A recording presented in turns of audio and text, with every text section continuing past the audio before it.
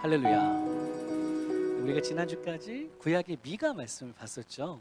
미가를 통해서 우리 안에 전염병이라는 제목으로 말씀을 나누었는데요.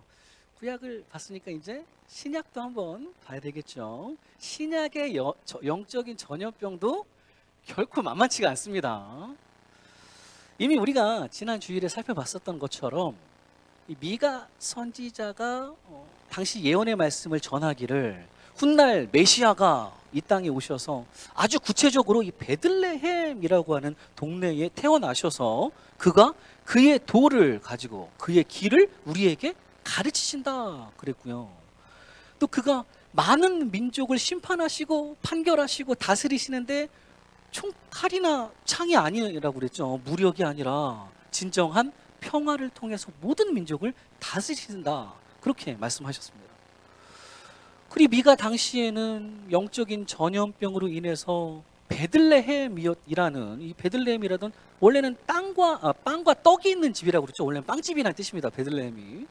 그렇게 빵과 떡이 있는 집이라는 그곳이 그때에는 베들레헴이 아니라 베들레 아브라라고 먼지구덩이 집이라는 뜻인데요. 그렇게 불리고 있었지만 그러나 이제 훗날에 여기 베들레헴에서는 그분이 끝내 그 이름 그대로 실제 가장 귀한 빵이시요 영원한 생명의 떡이신 분이 바로 여기 태어나셔서 그분이 끝내 우리를 다스리실 것이다. 그가 창대하여 땅 끝까지 미치리라. 이 사람은 평강이 될 것이라. 진정한 샬롬, 진정한 평화가 될 것이다 라는 이 귀한 복된 소식을, 이 복음을, 하나님의 약속의 말씀을 전해 주었었던 미가 선지자의 말씀이었습니다. 그리고는 실제 신약 시대에 이르러서는 이 하나님의 약속의 말씀 그대로 드디어 이 땅에 진정한 치료제, 유일한 치료제죠. 진정한 치료제이시고 만병통치약이시고 영원한 생명의 떡이시고 참된 목자이신 바로 우리 주 예수 그리스도께서 이 베들레헴에 태어나시게 되었다라는 사실입니다. 할렐루야. 그런데 진짜 치료제가 바로 앞에 계셨는데도 불구하고 영원한 생명의 떡이 바로 내 옆에 계셨는데도 불구하고 이 치료제만 제대로 맞으면 영원히 살게 되는데 이 생명의 떡만 제대로 받아 먹으면 영원한 생명의 삶을 누리게 되는데 그러나 우리가 너무나 잘 알고 있는 대로 당시 유다 백성들이 이스라엘이 어찌나 뿌리 깊이 영적인 전염병 속에 빠져서 아주 그냥 살아갔었는지 이 귀한 치료제를 못 알아보죠. 이 귀한 치료제를 제대로 알아보지도 못하고 또 내 마음속에 진정으로 받아들이지도 영접하지도 않으면서 그리 이리저리 뭐가 있어 보이면 막 우르르 몰려다니기만 하다가 그만 끝내는 이 진짜 치료제를 자기들 손으로 직접 십자가에 못 박아버리는, 죽여버리는 그런 장본인들이 되었다라는 사실입니다. 어찌 우리 하나님께서 직접 치료제를 보내주셔도 하나님의 독생자 예수 그리스도를 진짜 치료제로 보내주셔도 그런 거 필요 없다고 그냥 던져버릴 정도의 정말 어마어마한 죄악의 전염병이 당시에 창궐 했었다라는 거죠.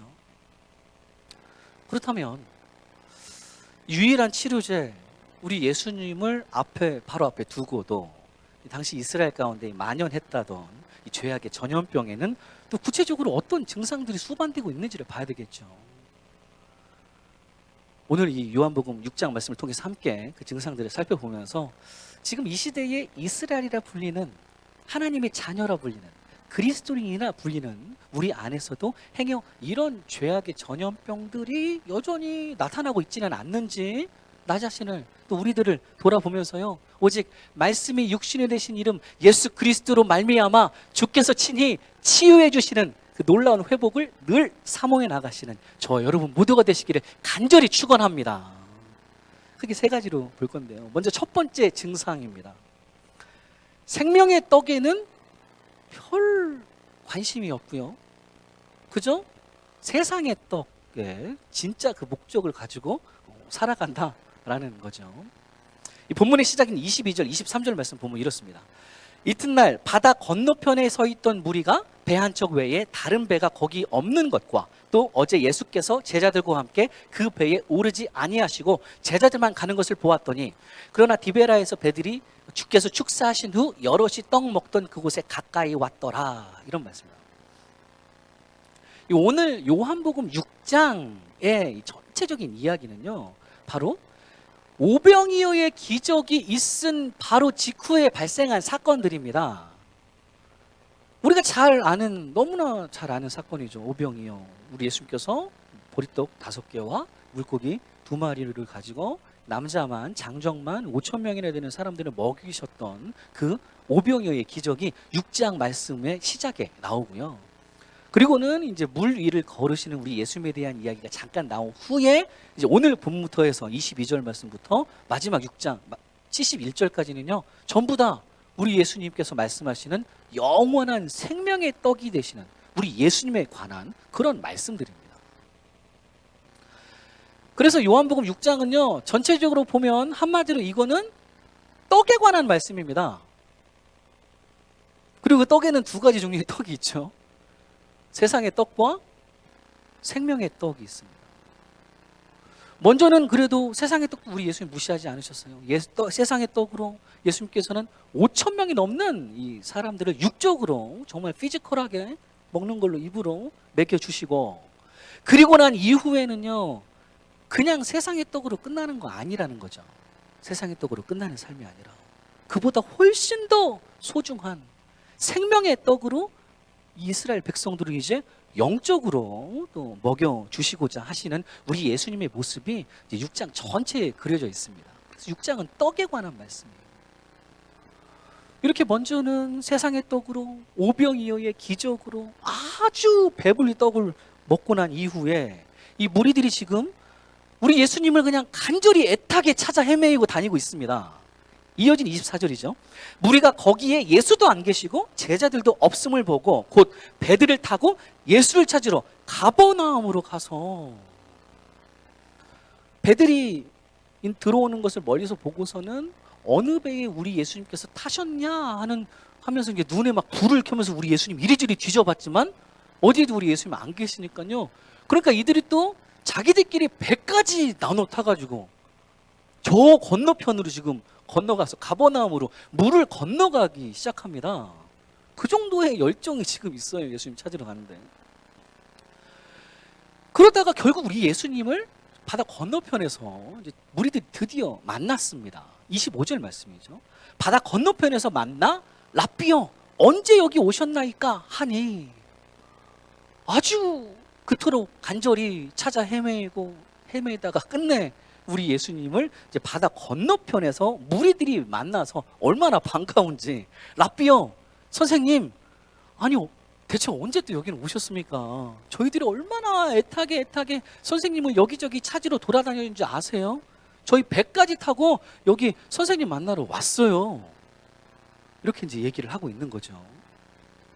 그런데 이렇게나 애타게 예수님 찾아왔다는 이 무리들에게 바로 이어지는 우리 예수님의 반응을 보니까 이들을 굉장히 매몰차게 대하십니다.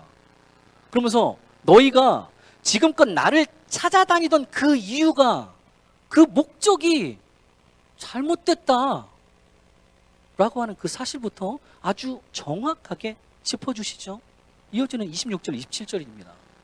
예수께서 대답하여 이르시되 내가 진실로 너희에게 이르노니 너희가 나를 찾는 것은 표적을 본 까닭이 아니요 떡을 먹고 배부른 까닭이로다. 썩을 양식을 위하여 일하지 말고 영생하도록 있는 양식을 위하여 하라. 이 양식은 인자가 너희에게 주리니 인자는 아버지 하나님께서 인치신 자니라. 분명 이 무리들이 예수님을 찾아다니는 데에는 정말 누가 봐도 굉장히 열심이었습니다. 막 찾아다니고 예수님 어디 계시나 배까지 타고 막 돌아다니면서 그런 정도의 열정을 가지고 여기저기 돌아다니면서 그토록 애타게 주님을 사모하는 것처럼 이들이 보였지만, 그러나 우리 예수님께서 직접 아주 정확하게 진실로 말씀을 하시죠. 진실로 이들의 문제는 그들이 주님을 찾는 그 진짜 이유가, 그 진짜 목적이 그저 떡을 먹고 배부른 까닭이었다라는 사실입니다. 열심을 가지고 예수님을 찾아다니기는 했는데, 그런데 우리 예수님의 표적을 바꿔 말하면, 표적이란 우리 예수님께서 바로 살아계신 하나님의 아들이심을 친히 보여주시는 그 이적과 표적을 보고 또 그거를 믿어서 지금 우리 예수님을 이리저리 간절히 찾아다니고 있었던 것이 아니라요. 이들은 그저 전에 맛봤던 오병이었대. 나의 배를 아주 만족스럽게 채워주었던, 나의 필요를 아주 제대로 채워주었던 그 떡을 잔뜩 얻어먹고서는 이제 뭘 기대하는 거예요? 또 다른 떡을 기대하면서 예수님을 찾아다니는데 이리도 열심이었다라는 겁니다. 요한복음에서만 봐도 그간 우리 예수님께서 본인이 하나님의 아들이심을 증명해 주시는, 드러내 주시는 이 놀라운 이적들과 표적들을 계속 보여주셨습니다. 뭐 가나 혼인잔치, 거기서 물이 변하여 포도주가 되는 그런 표적을 보여주셨고요. 또 말씀 한마디로 그냥 왕의 그 신하의 아들이 걸렸던 열병을 그냥 말씀 한마디로 고쳐버리시죠. 낫게 내버리시고, 또 우리가 예전에 살펴봤었던 베데스다 연못에서 38년 된 중풍병자를 그냥 그 자리에서 스탠드업, 일어나게 만들어 버리시고요. 걸어가게 만들어 버리시고, 또 6장 방금 전에는 그 가장 본인들이 방금 따끈따끈하게 경험하게 했었던 오병이어의 기적까지도, 놀라운 이적까지 좀 보여주시면서요, 그렇게 지금까지 계속 예수 그리스도가 살아계신 하나님의 아들이심을 증명하는, 생명 그 자체이심을 보여주시는 여러 표적들과 이적들을 계속 지금 이스라엘 이 무리들에게 지금 보여주고 오셨습니다. 그런데 이 무리들은 그럼에도 불구하고 예수님께서 친히 자신을 밝히 보여주시는 그 표적을 눈으로 보기는 봤는데, 보기만 했지 실제 그게 뭘 의미하는지, 예수님이 진정 누구이신지, 생명의 떡이 과연 어떤 건지에 대해서는, 요거에 대해서는 별 관심이 없고요. 오로지 또 오늘 또 나의 배를 빵빵하게 채워줄, 나의 필요를 가득하게 채워줄, 알라딘의 지니 마냥 문지르면 나타나서 나의 소원을 다 들어줄, 그리 나를 잘 먹고 잘 살게 만들어줄, 이 세상 떡만을 여전히 기대하면서 예수님을 이리도 열심히 찾아다니고 있었다. 그런 그들의 잘못된 목적이었다라는 말씀입니다. 그러다가 이런 무리들의 흐름은 어떻게 결국 흘러가게 되냐면요, 결국에는 더 이상 예수님을 줄곧 따라다녀도 뭐 받아 먹을 게 없게 되면, 그리 내가 원하는 대로 나의 필요가 제대로 내게 채워지지를 못하게 되면은 자꾸 힘들기만 하지. 따라다녀봤자 힘들기만 하지. 예수 믿어봤자 힘들기만 하지. 예수님한테서 더는 세상의 떡이 나오길 기미가 별로 보이지를 않게 되면은 그때는 어떻게 됩니까? 입장이 확 바뀌어버리죠. 어김없이 그때 우리 예수님마저도, 진짜 치료제마저도, 생명의 떡마저도 그냥 십자가에 내던져서 매달아 버리고 만다라는 거죠. 예전 미가 2장 말씀에서도 우리가 이미 살펴봤듯이, 누구든 그 근본 목적부터가 잘못돼 버리면요, 그 삶의 방향성은 자연스럽게 계속 잘못된 방향으로 흘러가게 되어 있습니다. 누구든 그 목적 따라 흘러가는 거죠. 누군가 생명의 떡을 제대로 목적 삼아서 여기서는 힘들고 어려워도 그거 사모하면서 살아가는 사람은 끝내 영원한 생명의 길이 이끄시는 그대로 주께로 더 가까이 들어가게 되어 있는 거고요. 그러나 반면에 세상의 떡을 사모하며 살아가는 사람들은 아무리 겉으로는 예수님을 열심히 여기저기 찾아다니는 것처럼 보여도 그건 이방인들도 다 똑같이 하는 겁니다. 그렇게 보인다 해도 그 실제 목적은 그저 내가 잘 먹고 잘 사는 세상의 떡에 불과하기 때문에 결국에는 영원한 생명과는 그닥 거리가 먼 길로 들어설 수밖에 없다라는 말씀이에요. 우리 예수님께서도 아주 분명하게 이렇게 말씀하셨죠. 27절 말씀 다시 보면요. 썩을 양식을 위하여 일하지 말고 영생하도록 있는 양식을 위하여 하라. 이 양식은 인자가 너희에게 주리니 인자는 아버지 하나님께서 인치신 자니라. 바라기는 다시금 우리 안에서 지금 내가 무엇을 위해서 일하면서 살아가고 있는지 그 근본 목적부터 우리가 한번 되짚어 보기를 소망합니다. 세상의 떡이냐 아니면 생명의 떡이냐, 나는 과연 뭐에 이토록 열심히 살아가는가? 결국 우리 예수님께서 나에게 너희가 나를 찾는 것은 떡을 먹고 배부른 까닭이로다 뭐 이렇게 말씀하시는 그런 잘못된 목적의 열심인 인생이 절대 아니라요. 진정한 목적을 상실해버린 인생이 되어서는 절대로 안 되고요. 그리스도인이라고 한다면 사실 우리 주님 따라가는 인생이 여기서는 뭐 맨날 만난 떡만 잘 얻어먹고 뭐 걱정 없고 내 배가 막 따뜻하게 늘 부른 그런 인생만은 정말 아니잖아요. 우리가 뭐 경험해봤어도 알겠지만 때로는 주님 먼저 걸어가신 그 길이 십자가의 길이기 때문에 우리 역시도 그 길을 묵묵하게 걸어가야만 하는, 이거 결코 만만하거나 결코 쉽지가 않은 진짜 험한 이 인생의 길이라 하더라도 주의 자녀된 우리들의 목적이란 그저 여기 썩어질 세상의 떡이 다가 아니기 때문에 우리 주 예수 그리스도만이 주실 수 있는 저 영생의 떡, 영원한 생명의 떡이 우리들의 궁극적인 목적이기 때문에 오늘 또 이 귀한 생명의 떡을 온 마음 다해 사모하면서 주님을 애타게 찾아가는 그런 제대로 된 목적에 있는 그리스도인들이 저와 여러분 모두가 되시기를 간절히 축원합니다. 이렇게 죄악의 전염병에는요 자꾸 생명의 떡에는 별 관심이 없고 영원한 생명 쪽엔 별 관심이 없고 이제 그저 여기서 먹고 살아가는, 세상의 떡을 위해서 살아가는 그런 진정한 목적이 없는 증상이 영적 전염병에 나타난다라는 거 첫 번째. 그리고 두 번째로 이제 본문에서 찾아볼 수 있는 영적 전염병의 증상은요 바로 내 눈에 보이는 어떤 기적적인 증거들만을 자꾸 또 요구한다라는 그런 증상이 있습니다. 30절 말씀 보면 이렇게 얘기해요. 그들이 묻되 그러면 우리가 보고 당신을 믿도록 행하시는 표적이 무엇이니까, 하시는 일이 무엇이니까 무리들이 묻지요. 계속해서 세상의 떡이 아니라 생명의 떡이 더 중요하다라고 계속 우리 예수님께서 강조를 하고 계시는데 그런 예수님 앞에 되려 이 무리들이 이렇게 반문을 하는 거예요.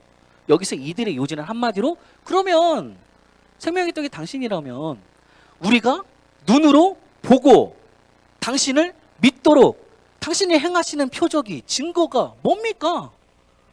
라고 이제 얘기를 하면서 지금 우리 예수님께 내 눈에 보이는 어떤 표적을, 어떤 증거를 또 요구하고 있는 이 무리들의 모습입니다. 방금 전까지 계속 보여줬는데, 그죠? 계속 주구장창 계속 보여줬는데, 예수님의 표적을 직접 자기 눈으로 봐왔음에도 불구하고 이들 아직도 부족하대요. 아직도 못 믿겠다는 거예요. 아직도 못 믿겠대요. 뭘 자꾸 표적을, 이적을 계속 보여달라고. 그러면 자기들이 믿겠다라고 얘기를 합니다. 그러면서 이들이 정말 보고 싶다라고 하는 그 이적이라는 게 무엇인지 또 자기들 입으로 아주 구체적으로 이거 보여주세요라고 얘기를 하는 거예요. 이어지는 31절입니다. 기록된 바 하늘에서 그들에게 떡을 주어 먹게 하셨다 함과 같이 우리 조상들은 광야에서 만나를 먹었나이다. 아니 이 사람들은 성경까지 들먹이면서 맨날 떡타령입니다. 떡달래요. 떡달래. 맨날 떡만 달래. 떡 못 먹어서 어떻게 된 건지. 이들은 또다시 하늘에서 뭐 그냥 막 내리는 떡을 우리에게 좀 보여달라고 예수님께 또 요구하기 시작합니다. 마치 그 옛날 출애굽 당시에 광야에서 우리 조상들이 경험했던 그 만나가 땅으로 막 내려가지고 하늘에서 내려서 그걸로 떡을 만들어 먹은 것처럼 지금 우리들에게도 이런 기적을, 이런 하늘에서 내리는 만나와 같은 그런 떡과 같은 기적을 우리에게 보여주세요. 그러면 우리가 보고 당신을 믿을게요 라고 하는 이 무리들의 요구사항이죠. 사실 지금 이들이 방금까지 목격했던, 지금 직접 보기도 하고 직접 또 먹어봤던 이들입니다. 이 사람들 똑같은 사람들이에요. 직접 보고 먹었던 이들, 이 오병이어의 기적으로 말할 것 같으면요, 이들이 지금 여기서 출애굽 때 하늘에서 내렸던 만나를 요구하는 것, 그 만나와는 또 차원이 좀 다릅니다. 이전 만나는 어떻게 먹었어요? 이전 만나는 양이 어떻게 됩니까? 제가 얘기해버렸네. 오멜이죠. 오멜. 이게 오멜이라고 그랬습니다. 자기가 먹을 양만큼. 제 손 이거죠. 조그마한 애들은 이만큼만 먹으면 되고, 엄청 이렇게 크신 분들은 이렇게 더 많이 드시면 됩니다. 자기 양만큼 딱. 그러니까 남지도 않죠. 부족하지도 않게 딱 나한테 적당한 양만 먹는 거였는데, 그래 하나님께서 이 이스라엘 백성들이 그렇게 훈련시키신 거죠. 적당한 은혜를. 근데 지금 이 오병이어의 기적은요, 우리 예수님께서 백성들을 어떻게 먹이셨냐면 이렇게 먹이셨습니다. 6장 11절 말씀 보면 이래요. 예수께서 떡을 가져 축사하신 후에 앉아있는 자들에게 나눠주시고 물고기도 그렇게 그들의 원대로 주시니라. 오병이어의 기적은요, 너만 딱 네 양만큼만 먹어, 이거 아니었습니다. 이거는 뭐예요? 원하는 대로 다 먹어, 이겁니다. 뭐 지금 우리가 뭐 all you can eat? 양껏 먹어, 이제 이런 거죠. 뭐 먹을 만큼 터지, 다 먹어도 돼. 괜찮아, 다 먹어. 그야말로 원하는 대로 다 먹을 수가 있는 풍성한 잔치, 뭐 향연과도 같은 그런 오병이어의 이 기적이죠. 이 떡 사건입니다. 이거는 대단한 거죠. 또 이전 출애굽의 만나와 지금 계속 비교하는 겁니다. 이 만나는 요리가 되어 있었어요, 없었어요? 아니, 물어보는 겁니다. 요리가 되어 있어서 막 나오면 딱 받아 먹으면 되는 건 안 되죠. 몸무게가 가루기 때문에, 그죠? 오멜로 퍼와다가 아침부터 이제 나가서 막 퍼와다가 밀가루처럼 반죽을 해가지고, 그죠? 그런 다음에 뭐 떡을 이제 그때 만들어 먹어야 되는 어떤 시간과 수고가 있어야 되는 사건이었다. 만나가 그랬다고 한다면 오병이어는 어땠을까요? 요리할 필요가 없습니다. 우리 예수님께서 축사하신 후에 감사기도를 하나님께 드리신 후에 앉아있는 자들에게 이렇게 했는데, 여기 이 앉아있는 자들이라는 건요, 기대서 누워있는 자들에게 라는 겁니다. 이 사람들은 그냥 누워만 있으면 바로 예수님의 제자들이 이제 서빙을 하죠. 예수님 주신 대로 막 서빙을 하면서 바로 먹게 하신 거니까 떡이든 물고기든 아이가 도시락으로 싸운 거예요. 그 도시락으로 싸운 그대로 이미 쿡이 다 되어 있는 상태인 거죠. 그냥 받아 먹으면 됩니다. 그리고 또 이전에 만나는 남으면 어떻게 된다 그래요? 썩어버리죠. 못 먹습니다. 남으면 썩어버려서 버려야 되는데, 오병이어의 기적은요, 남는 것에 대해까지도 어떻게 나와요? 얼마나 남아요? 남는 것만 12광줄이나 가득 찰 정도로 됐다고 하시니까, 그야말로 이거는 그냥 너무나도 풍성하게 그냥 내려 부어주신 거죠. 부어주신 거예요. 하늘에서 내려온 떡이 바로 이들이 직접 자기들 눈으로 봤고, 자기들 손으로 집었고, 자기들 손으로 자기 입으로 넣어서 원하는 만큼 얼유캔이 다 먹었던 바로 그 오병이어의 기적이다라는 말씀입니다. 이는 은혜죠. 아무것도 할 것 없이 그냥 은혜입니다. 그런데도 그렇게 원하는 만큼 다 먹었던 오병이어의 이 기적이, 오병이어가 이게 소화가 다 되었는지도 잘, 얼마나 많이 먹었으니까요. 소화가 다 되었는지도 잘 모르겠는데, 뭐 며칠이 지났으니까 소화는 됐겠지만, 근데 어떻게 이들이 어떻게 된 게 좀, 뭐 옛날 이스라엘이나 여기 이스라엘이나 뭐 지금 우리도 마찬가지도 모르겠지만 붕어 같아요. 벌써 다 까먹어 버렸습니다. 다 까먹었어요. 그 내리는 은혜는 다 까먹었습니다. 오병이어는 죄다 다 까먹어 버리고 자기들 눈에 또다시 보이는 기적을, 그 떡을 끊임없이 달라고 요구하고 있는, 그리 행하시면 우리가 보고 믿겠노라고 말하고 있는, 정말 영적인 극심한 영적 전염병이죠. 여기에 빠져있는 당시 유다 무리들의 모습이다라는 말씀입니다. 그러자 우리 예수님께서는요, 야, 내가 바로 생명의 떡이야 라고 굉장히 직접적으로 아예 대놓고 말씀해 주시면서 본문 36절 말씀에 보니까 이 무리들의 상태에 대해서 예수님께서 아주 단적으로 이렇게 말씀을 하십니다. 36절 보면요, 그러나 내가 너희에게 이르기를 너희는 나를 보고도 믿지 아니하는도다. 너희들이 하늘에서 내리는 떡을 내가 너희에게 행하면 그 표적을 보고 나를 믿겠노라고? 네버. 아니, 너희 절대 그렇게 안 할 거야. 너희는 나를 보고도 믿지 않는구나. 이 말씀은요, 아무리 많이 내가 하늘에서 내리는 떡을 너희 앞에 계속 보여준다 하더라도 그저 보는 것만으로 나를 믿으려고 하는 너희들은 절대로 나를 믿지 않을 것이다 라는 말씀입니다. 왜 그렇습니까? 왜 보는 것만으로 믿는 사람들은 예수님 절대 믿을 수가 없어요? 왜요? 믿음이 뭐기 때문에 그렇습니까? 히브리서 11장 1절 말씀 분명하게 짚어주시죠. 믿음은 이런 겁니다. 믿음은 바라는 것들의 실상이요, 뭐래요? 보이지 않는 것들의 증거니. 믿음이라는 게 사실은 앞서 나온 이 무리들의 태도와는 완전 정반대죠. 믿음은 이거와는 완전 정반대입니다. 이 본문의 무리들은 우리가 보고 당신을 믿도록 표적을, 증거를, 기적을 또 보여주세요 라고 했다면요, 믿음이라는 것은 그와는 상반되는 것입니다. 믿음은 증거가 보이지 않는다 하더라도, 내 눈에 안 들어온다 하더라도 주님께 한 발짝 한 발짝 더 가까이 걸어가는 것, 이것이 바로 진정한 믿음이다 라는 말씀입니다.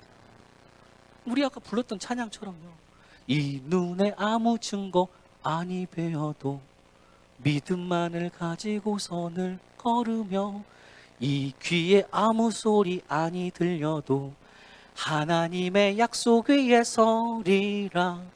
걸어가세 믿음 위에 서서 나가세 나가세 의심 버리고, 다 같이 걸어가세 믿음 위에 서서 눈과 귀에 아무 증거 없어도. 할렐루야.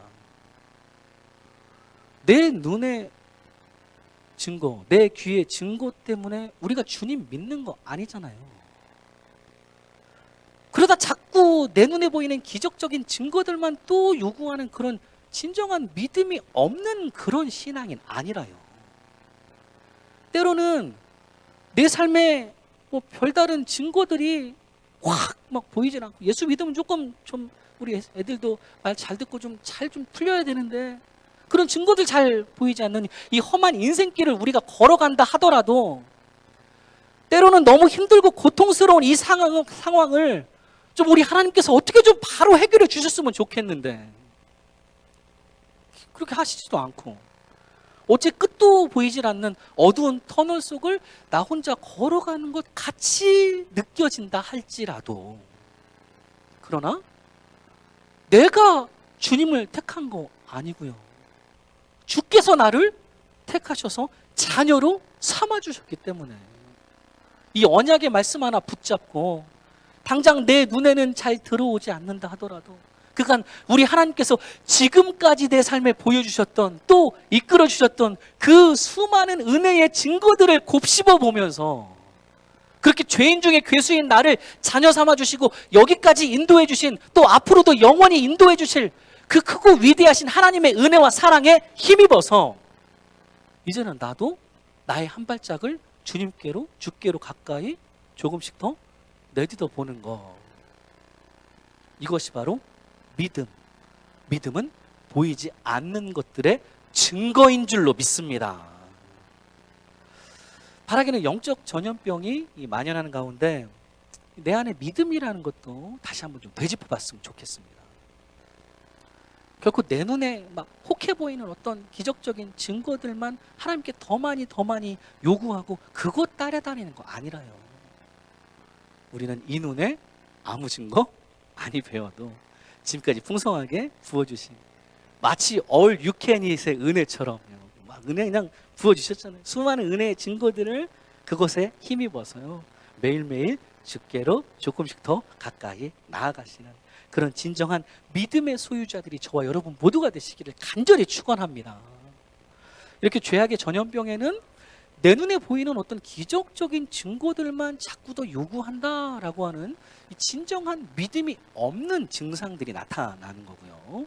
그리고 마지막으로 하나 더 살펴볼 영적 전염병의 증상은요, 결국에 가서는 주님의 말씀이 나에게 걸림돌로 다가온다라는 증상이 있습니다. 지금까지 우리 예수님께서 친히 나는 생명의 떡이니 내게 오는 자는 결코 줄이지 아니할 것이요 나를 믿는 자는 영원히 목마르지 아니하리라 라고 말씀해 주신 이 귀한 말씀들을 다 듣고 난 이후에 이런 상황이 발생합니다. 본문의 거의 끝자락인데요, 6장 60절 61절 말씀 본문이래요. 제자 중 여럿이 듣고 말하되 이 말씀은 어렵도다 누가 들을 수 있느냐 한데, 예수께서 스스로 제자들이 이 말씀에 대하여 수군거리는 줄 아시고 이르시되 이 말이 너희에게 걸림이 되느냐. 무리들의 얘기가 아닙니다. 제자들의 얘기예요. 제자들의 얘기예요. 무리뿐만 아니라 예수님의 제자들 중에서, 여기서 이제 이 제자들이라고 하는 거는 12 제자에 국한되는 건 아니고요, 지금까지 예수님을 계속 따라다녔던 좀 폭넓은 제자의 개념이라고 보시면 됩니다. 예수님의 추종자들이 예수님 막 따라다녔던 사람들. 그렇게 우리 예수님을 당시 꽤나 좀 따라다녔다라고 하는 이 제자라 불리는 사람들 중에서도 굉장히 많은 이들이, 야, 예수님의 이 말씀 진짜 어렵지 않냐? 누가 이렇게 따라가냐? 이 어려운 말씀을 뭐 이렇게 지금 얘기를 한다는 거죠. 이래도 제자들마저도 이 말씀에 대해서 힘들다고 수군거렸다고, 가십으로 삼하는 거죠. 이거 어떻게 따라가냐? 넌 따라갈 수 있어? 나 못할 것 같은데? 이렇게 얘기하는 거죠. 수군거리는 줄 우리 예수님께서 다 아시고 말씀하시는 그 말씀이 이 말이 너희에게 걸림이 되느냐라고 묻고 계십니다. 세상의 떡 아니라 영원한 생명의 떡을 간절히 사모하면서 그거 좀 제발 영생을 목적으로 살아가라라고 하는 이 귀한 말씀. 또 눈에 보이는 증거만 자꾸 쫓아다니지 말고, 그 증거들만 자꾸 요구하면서 그것 따라다니지 말고, 네 눈에 아무 증거 아니 보여도 오직 예수 그리스도의 그 하나님의 은혜, 그거에만 힘입어서 주께로도 한 발짝씩 가까이 나아가라라고 하는 이 진정한 믿음에 관한 말씀. 이런 주옥 같은 주님의 말씀들이 뭐 이 말씀뿐만이 아니겠죠. 뭐 모든 하나님의 말씀 다 말씀 똑같습니다. 이 모든 하나님의 말씀이요, 어느 순간 제자라고 불리는 이들 가운데서도 도무지 이거 듣고 따르기가 어려운 말씀이 돼버리면서, 그리고 주님의 말씀이 나에게 자꾸 걸림돌로 다가오게 되는, 그리고 주님의 말씀 때문에 지금 넘어지게 되는 그런 영적 전염병의 증상이 나타나게 되었다라는 거죠. 저기 61절 말씀에서 말씀이 너희에게 걸림이 되느냐라고 우리 예수님이 물어보시는데요, 이 걸림이 되다라는 것에는 이제 영어로는 스캔들이 여기서 이제 나온 건데요, 하여튼 여기는 두 가지 의미가 있습니다. 하나는 보통 실족하다, 걸려 넘어지다라는 단어가 다른 성경에서는 그렇게 표현하는데, 이게 바로 걸림이 되다라는 첫 번째 뜻이고요. 두 번째는 또 하나가 바로 걸리니까 어떻게 해요? 짜증난다, 화가 난다 라는 게 바로 이 또 다른 의미입니다. 그러니까 이것은 하나님의 말씀을 대하는데, 하나님의 말씀을 듣고 하나님의 말씀을 보고 뭐 이러는데, 그게 자꾸 내 삶의 걸림돌로만 느껴져서 따르기가 어렵고요, 그러다 보니까 짜증나고 화나게 된다라는 의미가 바로 말씀이 너희에게 걸림돌이 되느냐라는 질문입니다. 성도라고 한다면 말씀이 뭐가 되어야 되는 거? 원래 말씀은 시편에서 말씀한, 시편 119편 말씀하시는 거죠. 주의 말씀은 내 발에 등이요 내 길에 빛이 되어야 마땅한 건데, 아니 어떻게 된 게 이 사람들에게 제자라고 불렸던 사람들 중에서도 주님의 말씀이 내 발에 걸림돌이 되어버렸어요. 그런 영적 전염병 증상 중에서도 아주 상당히 많이 증상이 진행된 말기 수준인 것 같아요. 말기 수준의 증상입니다. 중증.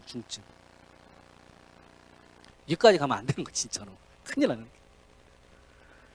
뭐 세상의 떡이 목적이 되어서 그 방향대로 이렇게 걸어가다 보면 당연히 세상의 떡 아니라 영생의 떡, 생명의 떡을 말씀하시는 주님의 말씀이 또 모든 성경의 말씀이 그에게는 당연히 걸림돌처럼 느껴지겠지죠. 뭐 그렇게 그거 아니라고 자꾸 말씀하시니까, 그렇게 살면 안 된다고 하시니까. 우리가 지금까지 미가서 말씀에서부터 해서 여러 가지 영적인 전염병의 그 증상들을 살펴봐 왔지만, 사실 이렇게 하나님의 말씀이, 성경 말씀이 나에게 걸림이 되는 증상은 이건 둘째가라면 서러울 정도로 굉장히 무서운 증상입니다. 많이 악화된 거예요. 그 이유는 바로 뭐 때문에 그러냐면요, 이 증상에 걸린 제자들이 결국에는 이렇게 흘러가기 때문입니다. 그 이어지는 6장 66절 말씀 보면 이렇게 얘기합니다. 그때부터 그의 제자 중에서 많은 사람이 떠나가고 다시 그와 함께 다니지 아니하더라. 말씀이 걸림돌로 여겨지게 된 제자들의 모습입니다. 더 이상 제자가 아니라는 거죠. 그들은 다 예수님을 다 많이 떠나가 버리고 더 이상은 주님과 함께 다니지 않는 사람이에요. 주님의 팔로워가 아닌 사람들. 그게 더는 예수의 제자가 아닌 사람들로 전락하게 되는 참으로 엄청나게 무서운 영적 전염병의 증상이다라는 말씀입니다. 이런 사람들 결국에는 예수님 못 박아 죽이는 앞장서는 사람들이 되겠죠. 바라기는 절대로, 이건 최악이에요. 절대로 never ever 하나님의 말씀이 걸림돌로 여겨져서 내 삶의 진정한 말씀이 사라져버리는 삶을 살아가서는 절대 진짜 안 되고요. 저 찾아오세요. 그렇게 되면 진짜 말씀이 걸림돌로 그런 된다는 거죠. 어떻게 하냐면 절대 안 됩니다. 이거는 안 돼요. 우리가 너무 연약해서, 내가 문제라서 이 주옥 같은 말씀들을 제대로 이해하지 못할 뿐이지요. 하나님의 말씀은, 성경 말씀은 1.1획도 틀림이 없는, 누구든 가감할 수가 없는 완전하신 하나님의 말씀이기 때문에, 그리 살아 운동력이 있어 좌우의 날선 어떤 검보다도 예리하여 우리 혼과 영과 및 관절과 골수를 찔러 쪼개기까지 하며 또 마음의 생각과 뜻을 감찰하시는 것이 바로 이 성경 말씀이기 때문에, 그렇게 주의 말씀은 내 발의 등이요 내 길에 빛이 되어주시기 때문에 이 귀한 빛이 이끄시는 그대로 늘 순복하면서 많이 어려워도 말씀 붙잡고 이 땅을 살아내고자 할 때 영원한 생명의 떡 되시는 우리 주님께서 친히, 유일한 치료제이신 우리 주 예수 그리스도께서 친히 우리 안에 모든 영적인 질병들을 치유하여 주시고 가장 선하고 의로운 길로 갈 길을 밝히 이끌어 주실 줄로 확신합니다. 사랑하는 우리 한인소망교회 성도님들, 오늘은 우리가 요한복음 6장 말씀을 통해서 영적 전염병의 증상들을 한번 살펴봤습니다. 이 표로 다시 정리해보면 세 가지였죠. 영적 전염병의 체크리스트입니다.